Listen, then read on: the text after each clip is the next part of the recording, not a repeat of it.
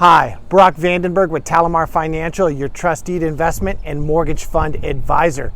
Common question I get is about our fix and flip loans and how we structure these loans.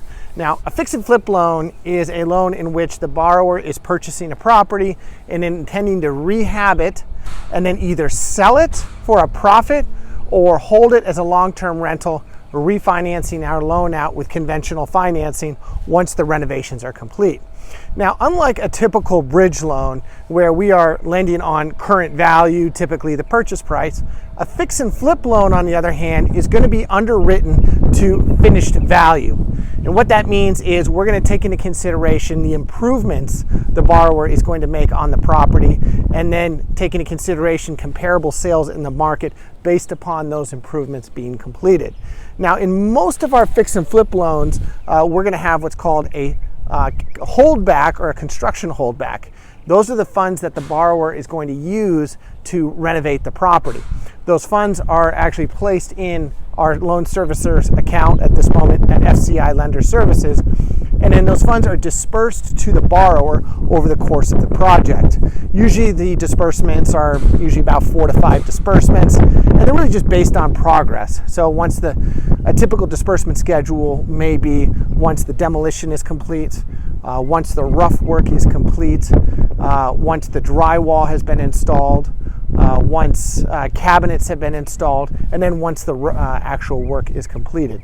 And so the draw process is relatively simple. We can visit the property. I can quickly see that, yes, demolition is complete, or the rough work is complete, cabinets are installed, and then immediately disperse those funds to the client.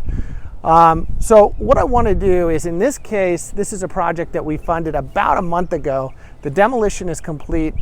They're just wrapping up the rough work, which means all the interior framing is going to be nearly done.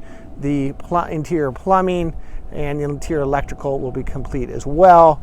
We'll be doing a site inspection, seeing the progress of the project, and then based upon that progress, may or may not release those funds. So let's go ahead and take a look inside.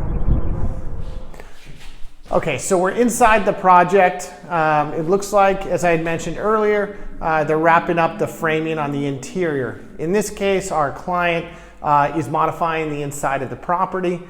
He's actually going to be making a separate ADU out of the property.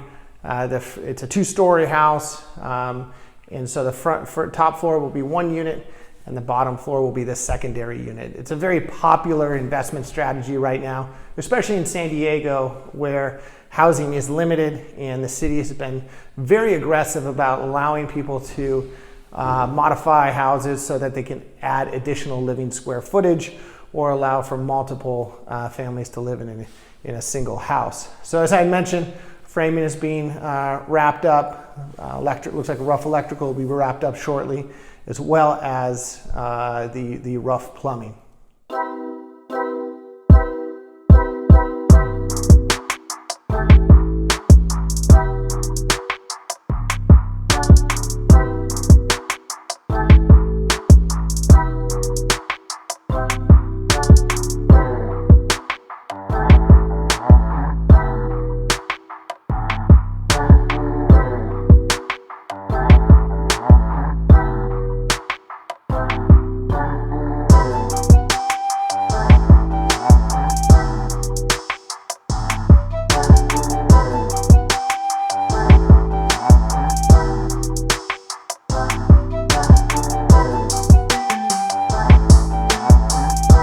All right, so we've completed our interior site inspection, and based upon what I saw, I spoke with the borrower, and it really does appear that he needs to get some more work done before we're going to release the next draw.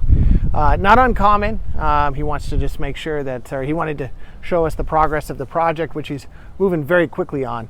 But once he gets all the rough work done throughout the entire house, we'll go ahead and release those funds. Now, typically I want to visit the property or the properties that are under renovation typically once a month, just to see how progress is going. We have a process in-house of releasing those funds, and every month at the beginning of each month we'll go ahead ahead and reach out to the borrower just to ask how that progress is going. If we see that it's running a little smooth or running a little slow, we may go out and meet with the borrower and understand what the holdup may be. So at this point, if the borrower had went ahead and passed the inspection, we would go ahead and go back to the office, notify FCI Lender Services that we approved the draw request, and then those funds would be automatically dispersed into the borrower's account. Once the project is completed, we do a final site inspection and release those final funds, and the borrower at that point will either list the property on the market or start the process of refinancing the loan. Now in this case, the borrower will be holding the funds as a long-term rental. He actually intends, it's a large lot, so he actually intends to rehab this property, and in the meantime subdivide the single lot into 4 individual lots, get 4 individual homes approved, and then sell the approved project to a builder. Hope you enjoyed the video. Hope it was educational and walk you through how we look at fix and flip loans. I look forward to hearing from you, and definitely ask me any questions you have.